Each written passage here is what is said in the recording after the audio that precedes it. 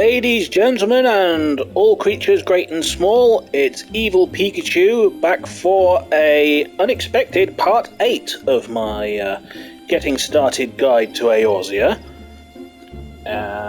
Basically, my companions have seen the rough footage of the first few episodes and figured that there were a few things that they would like expanded on, so just in case any of you had the same questions, I thought, let's just cover it. It's not like I'm doing anything else with my time. My new job doesn't start until August the 29th, so I have the next 3 or 4 weeks to just sit around and play Final Fantasy XIV. Yay me. I know, that sounds so stuck up. I'm sorry. But, yeah. Question 1. My friend Kai wanted me to elaborate on the more sort of technical aspects of the job. Basically, how it works is this. How can I best demonstrate this without going into a dungeon and making a complete toss of it? I target Kirby here. Cast Physic. I see the standard GCD that kicked in there. Watch the crossbar. See how it's got the little clock going around it? That is your global cooldown. That is roughly 2.5 seconds for most classes, with the exception of Monk. Monk plays a little faster than everyone else. So, essentially you can split your abilities into 2 realistic groups. You've got GCDs, like for example Physic. I can't cast Physic again until it's finished casting. Broil, for example, I can't cast it because Kirby's a friend, so... but that's your basic attack magic. And then you've got off-global cooldowns, what we call weaving in between attacks. So, for example, if I am in the middle of recovering from casting Broil, and I can't cast Broil again, but I urgently need to heal, I won't be able to use Physic because it's on the global cooldown. But I will be able to use Lustrate if I've got Aether Flow stacks in this case, because that's an off-global cooldown. Using abilities in between those 2.5 second windows is what we call weaving. You will get the hang of this as it goes. Don't worry about it when you start. The game eases you in. Brings me on to another question. Weiss actually wanted to know, it's been a long time since she's played, what the experience is like for a brand new player. What sort of difficulty should they expect? Honestly, if you're capable of basic reading skills and you're paying even some degree of attention, the game's a complete piece of piss until endgame. There is nothing especially challenging about this game. It is not too demanding of you outside of savage raids and endgame content. And in all fairness, all that stuff is optional. You will occasionally come across a monster that's way stronger than you. It's going to kick your ass, but you don't have to fight them. I'm actually back in Gridania because I got killed a few minutes ago. Yep, not joking. I was out doing hunts for the guild. I was looking for this thing, a Daddy Longlegs in Western Thanalan, because I need the Allied Seals to buy more teleport tickets. I'm running low. And I spotted a giant bird creature that was about level 50. I figured, how hard can it be? So I thought I'd give it a whirl, and it turns out that's not something you're supposed to fight on your own. So it kicked the crap out of me. That's a mistake on my part. That was me trying to take on an elite monster. The good news is, I know where he is now, and as a scholar, at level 58, I'm not much stronger than him, and I'm playing as a healer who is absolutely not supposed to go out on their own. If I switch to Dragoon, I'm level 90 with endgame equipment, and I can kill him in like 2 hits. So I will have my revenge. But situations like that are A, very rare, and B, entirely your own damn fault. Don't take on things that are bigger than you. So that covers that. Let's see. Erin wanted to know if there are any classes if I specifically recommend. It ultimately depends on what it is you want out of the game. Let's go over the character classes again real quick. Basically, they're split into 3 groups, as I said in part 2. You've got your tanks, your healers, and DPS in various flavours. If you want a simple start to the game, DPS is traditionally the way to go, but it is absolutely not essential.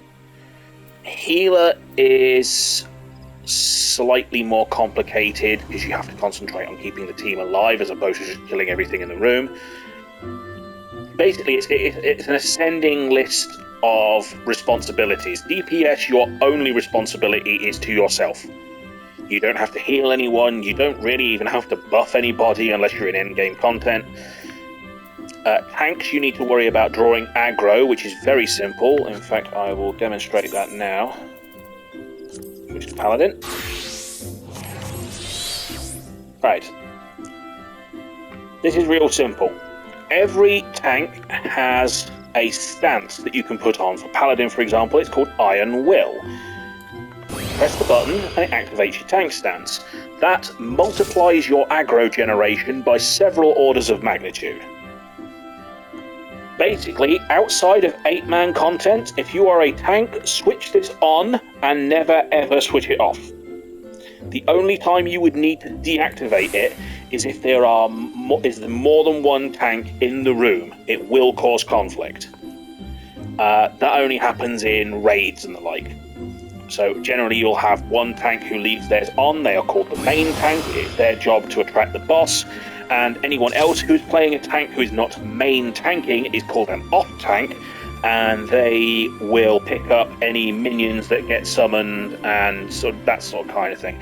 But generally, they're only there to tag in with certain swap mechanics in very late dungeons. You won't encounter that for a good 60 levels or so, don't worry about it. Or if the main tank dies, they can then switch their stance on and pick up the boss so that DPS and healers are not taking any aggro. But other than that, it's real simple. So, tanks, like for example, the Gladiator, or the Paladin in my case, because I've upgraded, you would switch Iron Will on, run into a group of enemies, and then use, in this case, Total Eclipse, the Aoe attack, and that hits everybody in the group, and then they will immediately aggro onto you. You have your damage mitigation skills like Rampart, for example, to up your defense, and that's about it, to be honest with you. Tanking is surprisingly easy with the exception of late game content, but that's complicated for everyone.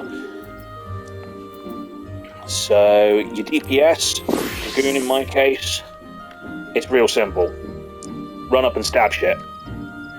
That's it.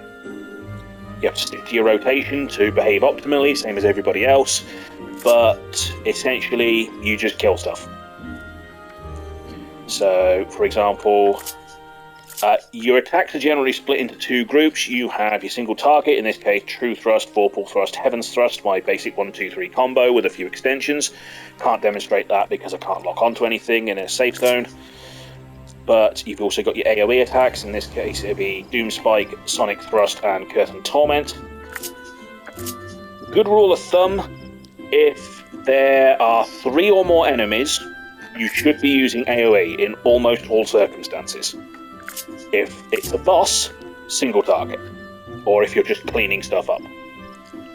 Your single target attacks do more damage, but of course, so like let's say True Thrust here does 100 damage.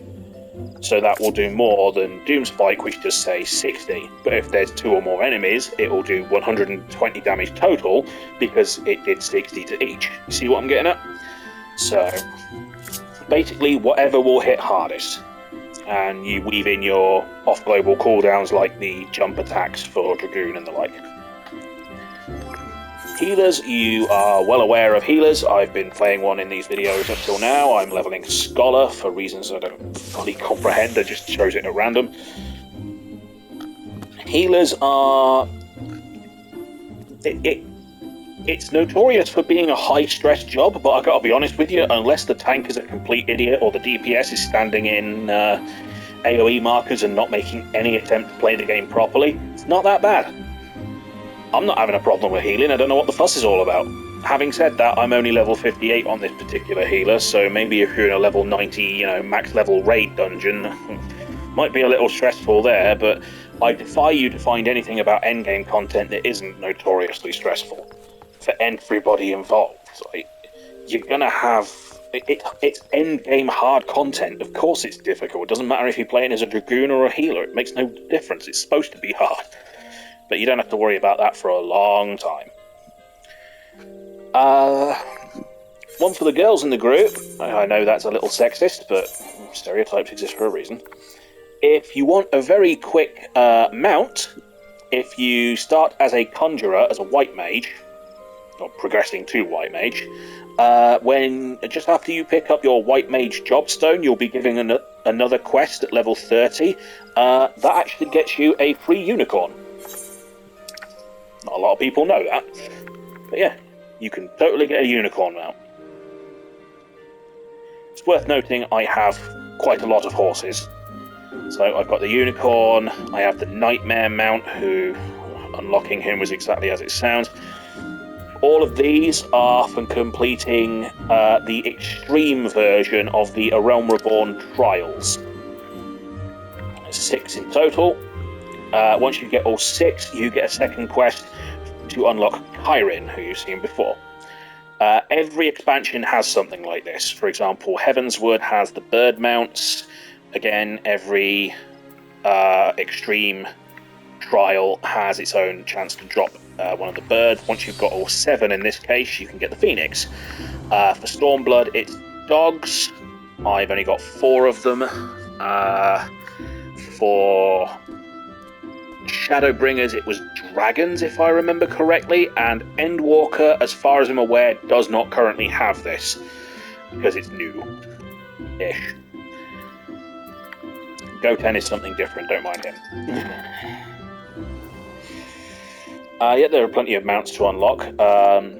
Fair warning, if you play as a Lalafell and you're riding in the Regalia Type G, you actually don't sit in the front seat. You have to stand in it because you're too small for it, and there's no such thing as a booster seat in this world.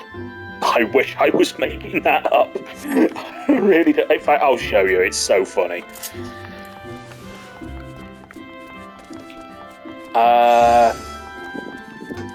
Luke wanted to ask if there any sort of players you'd want to avoid. Yes, there are. They are incredibly rare, and you are under no obligation to talk to them or interact on any level. First of all, you can blacklist anybody who's getting on your nerves. You can flag them with the admins if they're being truly obnoxious, but a word of advice, unless someone is hurling racial slurs or something like that at you, don't bother flagging them with the admins, nothing will happen. The admins have got some weird priorities. It's like, if someone's just being a jerk, you're expected to just blacklist them, never talk to them again. It's fine, you can sort it on your own. They don't need to be involved. But they clamp down hard on something called real money trading. So we've got a noob out in the group.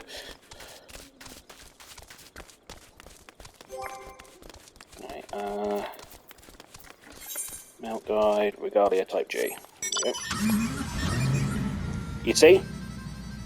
I have to stand in the front seat, even while it's flying. I mean, this doesn't strike you as dangerous at all? I'm stood in the front seat, I don't have my seatbelt on because I'm too small. How I operate the pedals is a genuine mystery. It's just one of those. That, as far as I'm aware, is the only mount that does that. I don't know why it discriminates against Lalafells. It's like with the SDS Fenrir, for example, the bike, I still ride it like a normal bike, it's just sized down. But if you play as a Lalafell and you're riding this bike, and then you go up against, say, one of the giant classes like a Rogadane or an Elazon, and they're riding the bike as well, but their bike is like substantially taller than yours. Again, anti-Lalafell discrimination, damn it. I won't stand for it. And stop calling us potatoes. We're not potatoes. We're cute.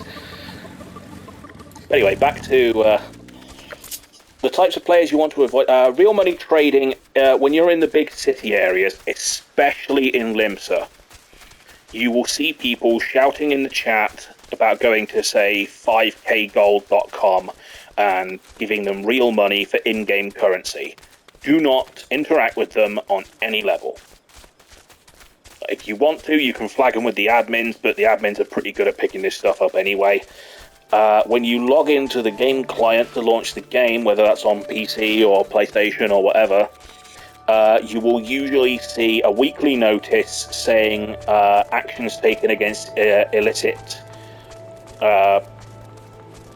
players or something. And every week, the admins ban about 6,000 of these RMT players. It is so bloody annoying. I wish they'd just sod off. With regards to other types of players to avoid, I mentioned in the previous video to don't bother buying the level skip because everyone will think you're a dickhead. Unless you're playing on an alt. Like, go through the story once legitimately. If you want to level another character, by all means buy the level skip, but don't buy it on your first character because you'll be a detriment to everybody. By the same token, if you are the kind of player with no patience and you're ego-driven, basically if you're a Call of Duty player, and you just want everyone to be, admiring your huge throbbing internet penis, don't bother playing this game. It takes a long time to get going. You're not going to be doing anything truly badass for quite some time. You will probably just get bored. And, well, then you go all over the internet going, oh, this game's boring, nothing happens. It's like, plenty happens, you just didn't have the patience for it. Don't blame us for your effective personality. So, you do need to have some patience, especially with A Realm Reborn, what is now the starting area. Funny story, it actually wasn't in the beginning. You'll note that if you're starting from A Realm Reborn, you are starting from what we call version 2.0. The reason for that is that version 1.0 was such a complete and total catastrophe that nobody was playing it, it was completely busted, and they nuked it. They completely nuked it off the face of the earth. There is even an in-game event. I should know. I was there. Yeah, that's how long I've been playing this game. I was at the Battle of Cartano.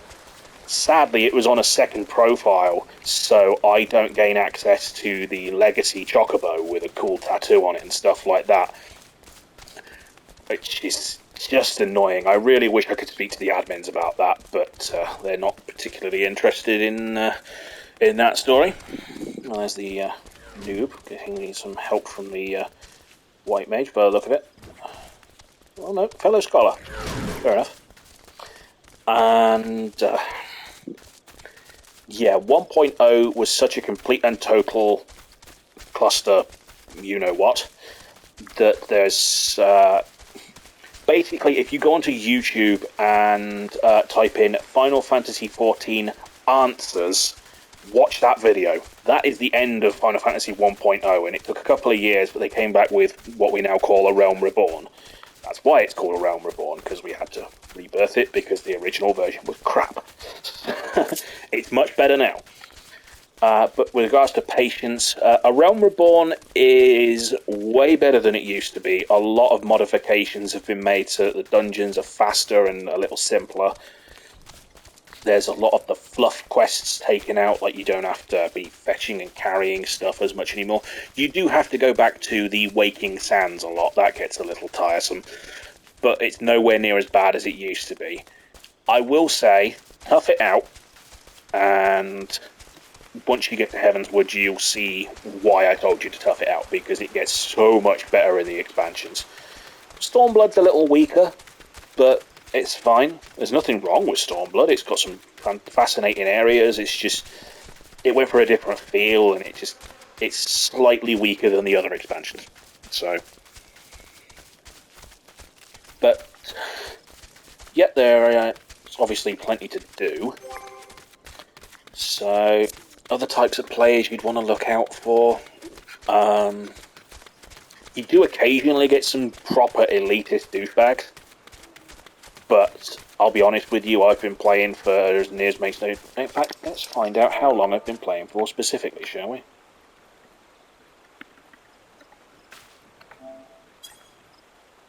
"47 days, 16 hours and 1 minute. That's 47 complete days of 24 hours, so just bear with me a moment. Maths is not my strong suit. Thankfully, the phone does know how to do it. 47 times 24 plus 16. I have been playing this game in one form or another for 1,144 hours of my life. And bear in mind that, to my knowledge, doesn't count stuff like cutscenes and login times and such. So it's actually longer than that. Yeah, I've been here for a while. And to put that in context, I only have 2 jobs at max level. One is Dragoon, the other is Fisherman. I'm not even close on a lot of them. Like Astrologian, haven't even started. So, does that give you some sort of indication as to the sort of value you get from this? How long it'll take you? If you truly want to dedicate yourself to it?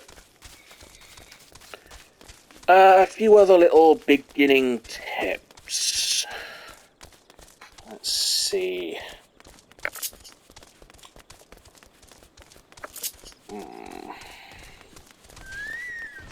Oh, there goes Kimagi withdrawing because the timer ran out.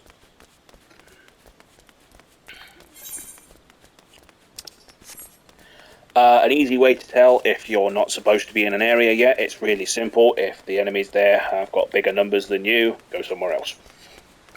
Like, for example, I crossed this bridge and the enemies are now level 5. That's not a problem for me, I'm level 58.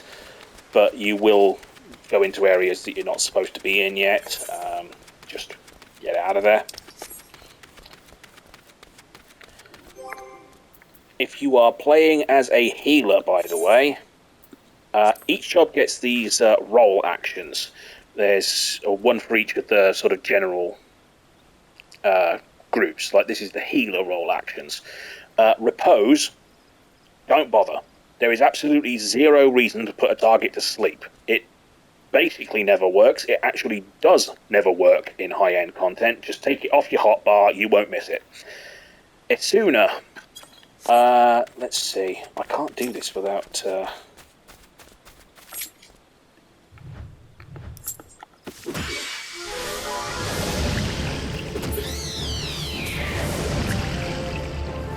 Yeah, see, because my stats are so high, they can't actually poison me. Come on, poison me. No? Fine, I'm gonna twat you with a book.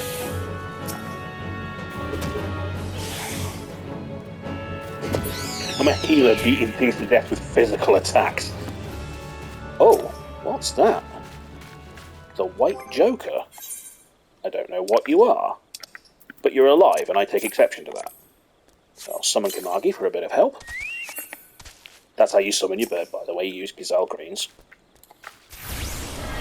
Poison. Aether Flow. Oh, this is nothing serious. Sacred Soil to reduce damage.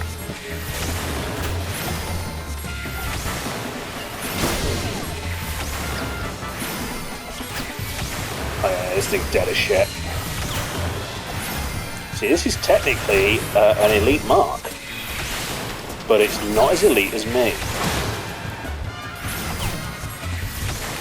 With your GCD, by the way, if you notice how Broil just sort of keeps repeating, you can actually sort of buffer, if you will, the next cast. You don't have to wait until the bar's gone absolutely all the way round. You can press it about a half second early and sort of get the next one rolling. It takes a little practice to get the timing down, but once you manage it, it's quite helpful. You'll be a little faster doing that.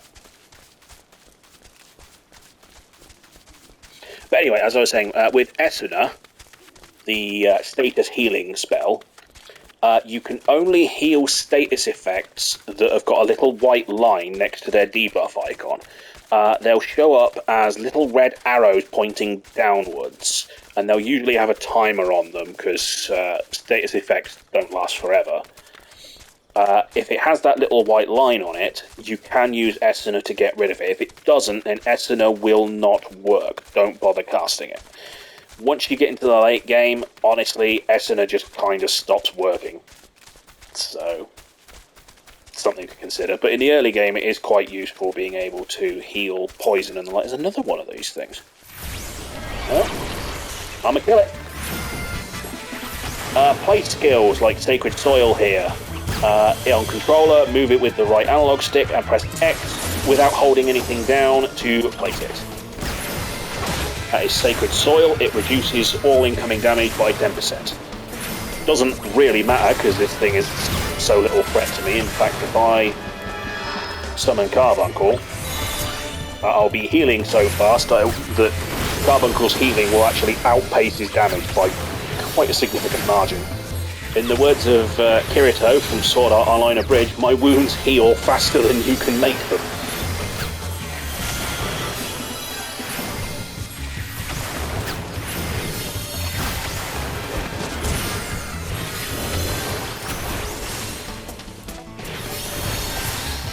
That's another one of those white jokers dead. I don't know what the deal is with them. They're spawning all over the place.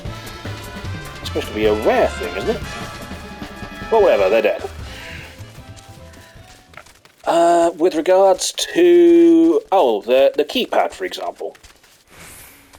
I'll have to explain this through, PS5 logic, because it's what I'm working on, so bear with me. To access the log, press the touchpad down twice, and then press X when the little finger is in this position. And then press triangle to access your system keyboard. It won't show up on the video because it's a system function, but to change the talk mode, you can use the slash and then, let's say, S. So slash S will switch it to say mode. Everybody can hear what you're saying when you just say or shout. Okay? Just have different ranges. Like if you just want to talk to someone, like say if I wanted to talk to Epic Name here, I'll dispute that.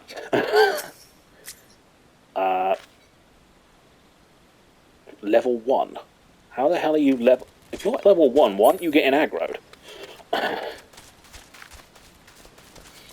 But yeah, if I wanted to say something to Epic Name there, like your name's not so epic, I will refrain because I'm not trying to be rude to people directly.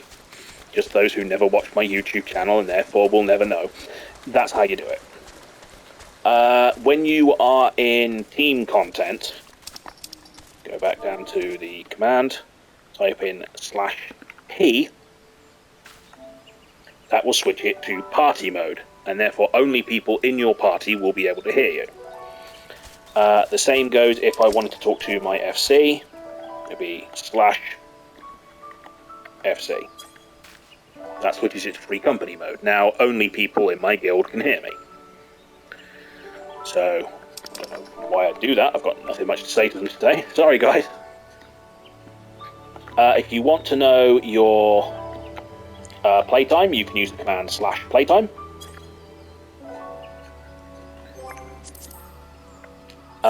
Each of the emotes has a command as well, but you can just select them from the emotes menu. You can even map these to your quick select bar. So say if I want to do a backflip, just add the hotbar and put it up there, that'll do. And then I can just press that button combination and do a backflip. I can't imagine any reason I need to, but the option's there. To organise your hotbar, say if I wanted to delete that backflip, hold down one of your triggers to bring up the hotbar, and then tap the touchpad. Select the icon you want to move, so for this button combination it'd be holding down L2 and pressing square. If I want to move it, I can then continue holding L2 and say press circle to move it there. If I want to delete it, then select it and then press its button again, and it will give you the option to delete. Then briefly release the trigger button so that this will work, and so let's just say yes to delete it from the hotbar. That's how you do that. If you want to draw your weapon while you're showing off, click in the left analog stick. Can't imagine why you'd need to do that. Click in the right analog stick. You can play almost the entire game in third person. So if I just wanted some really cool pictures of Kimagi, for example, or my animal retinue. Like, ironically, considering I'm quote-unquote solo at the moment, I actually essentially have a full team of 4. Because I've got Carbuncle healing, I've got Kimagi doing DPS, and the Fox kit is just a Fox kit. It's just there to look cute. It does nothing in combat. There's that noob again. Hello, noob. No disrespect to the noobs, everybody had to start somewhere, even me. So yeah, that is a few of the questions answered. That's a few little things, getting started, hints and tips that I genuinely forgot or didn't elaborate on. So the biggest hint I can give you, though, is just to go with whatever you damn well please. Like, there are quote-unquote efficient ways of getting started, but the whole point of an MMO is essentially to start a second life for yourself. Do that on whatever terms you feel are right. If you want to start as a tank, if you want to be a gladiator and be swinging around a sword and shield in Uldar, which, thinking on it, you haven't seen Uldar yet, I suppose I better take you there. You know what, I'll just pay the cash, I've got very few tickets left.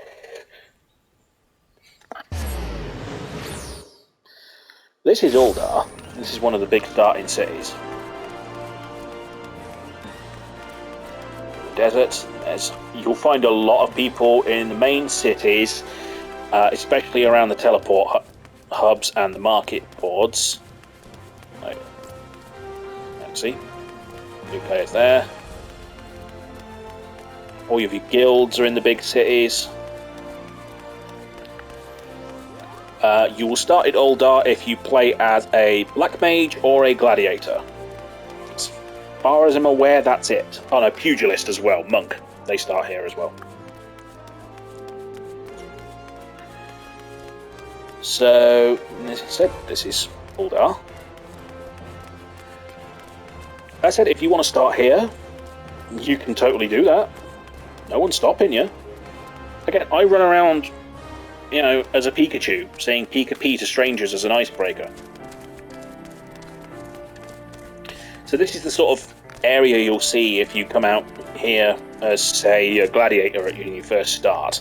Except, you know, you won't have a giant bird and a weird fox thing. So these are your level 1 enemies. Everybody can kill these things. Don't make the same mistake I did, by the way. Your auto attack in this game is a complete pile of cack. Right? Don't rely on it for anything. Let me just switch to a DPS class to make this a little easier. Bye, Carbuncle. Right, so if I just... I mean, admittedly, for me it's different because I'm 50 levels higher than you guys. Alright, this... Target the tortoise. Oh, alright, okay, yeah, that backfired on me. I don't actually have any DPS classes that are absurdly low level. So... But...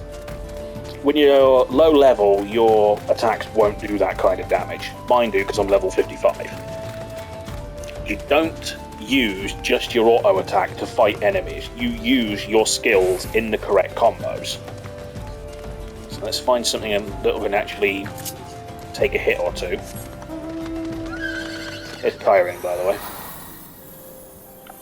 This is the all horses reward mount that I told you about before.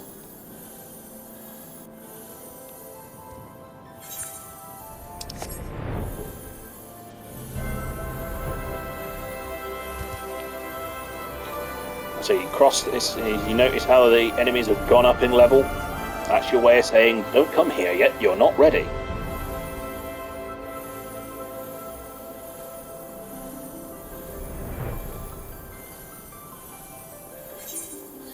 You know, let's go to Eastern Thanalan. Things are a bit tougher there. Might be able to demonstrate a little more accurately. Welcome to Drybone. You'll spend a fair amount of time here. It's quite a busy area, especially in the early game. Need something to kill. Ah, this'll be good. This is a fate, so I can level sync down and demonstrate properly. Right, so this is my auto attack. Alright, he was down near dead anyway. That's your auto attack will do some damage, but if you really want to kill things quickly, use your skills.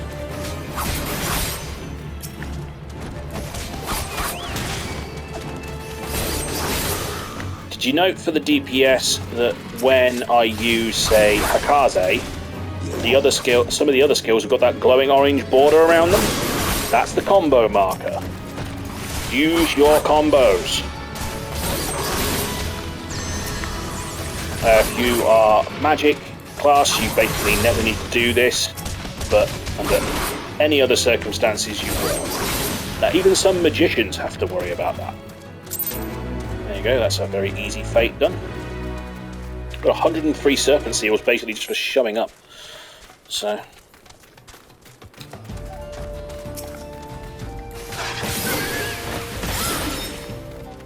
you know what? I'll show you one of my cool moves. I'm going to cheat and get there early.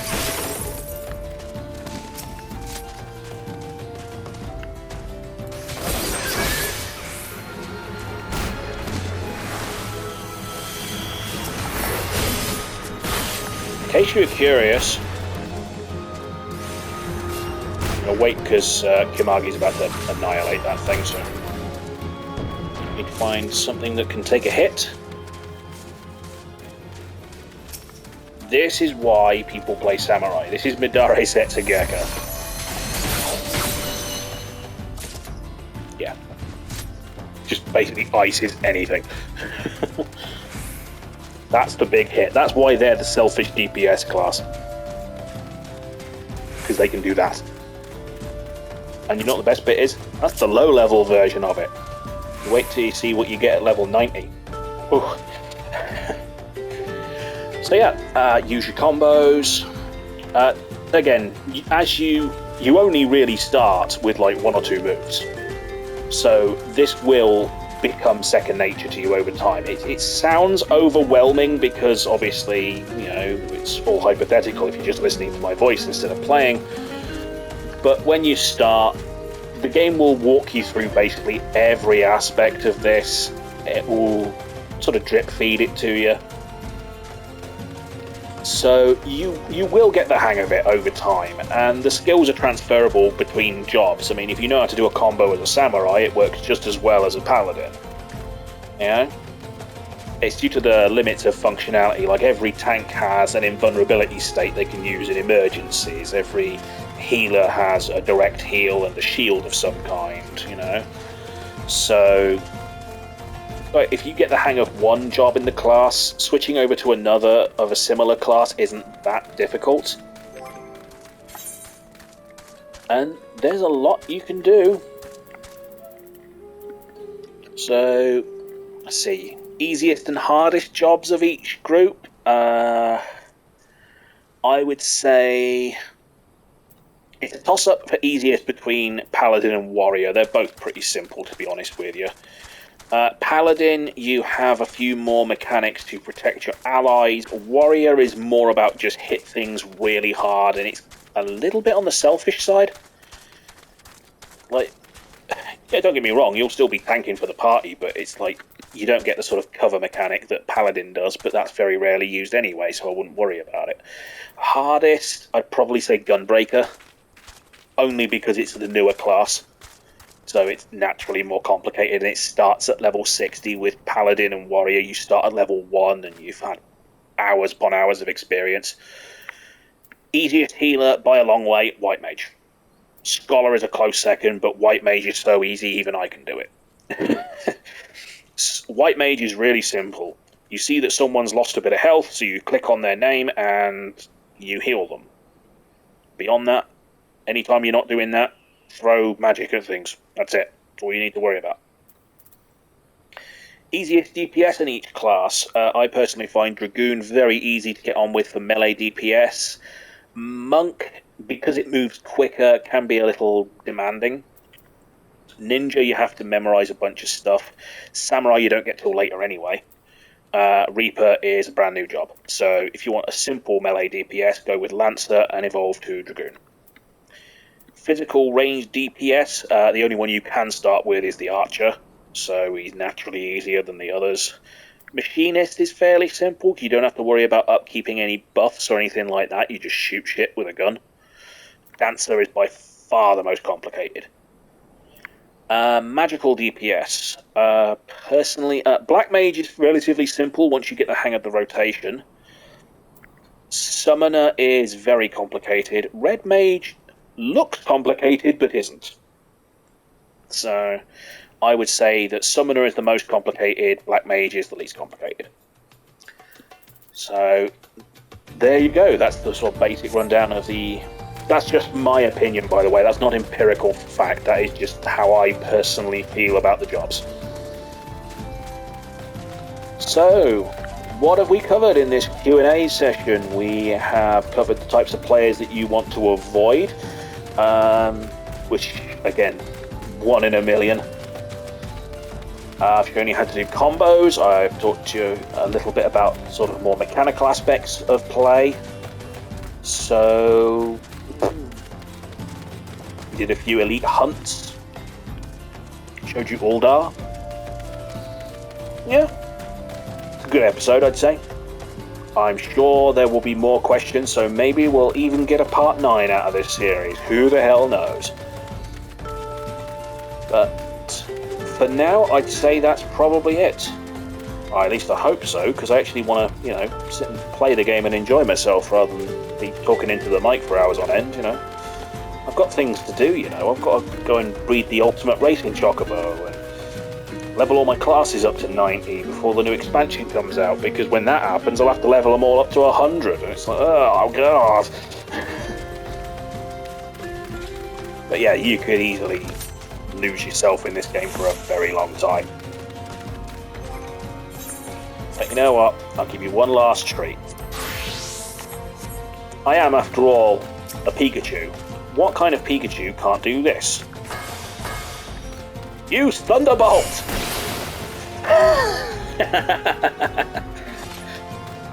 That's right on, it's one of the ninja skills. I see you got these little symbols on my quick bar here. Those are your mudra signs. You press, say, 10 and Chi. It gives you right on. However, if I press Chi and then Chi, I get the bunny of shame because I messed it up.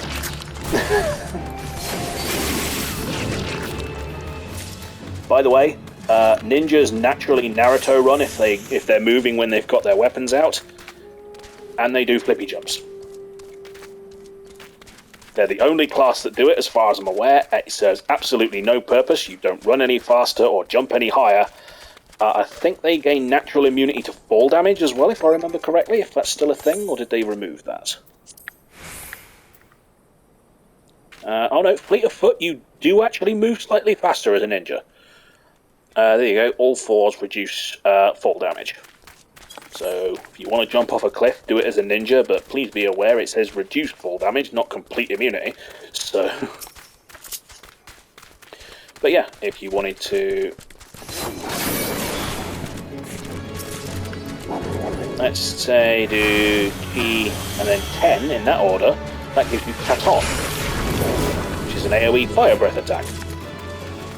But who are you kidding? If you're a Pikachu, you're going to use Thunderbolt at every opportunity. That's not even the best of it. Once you unlock all 3 of your mudras, you can do all kinds of weird crap.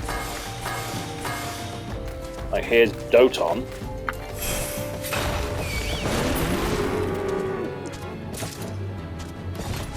I've got 7 bits of skin from killing 2 creatures. Awesome. But yeah, that's an AoE circle. It just does damage over time. Just like poisoned earth, essentially.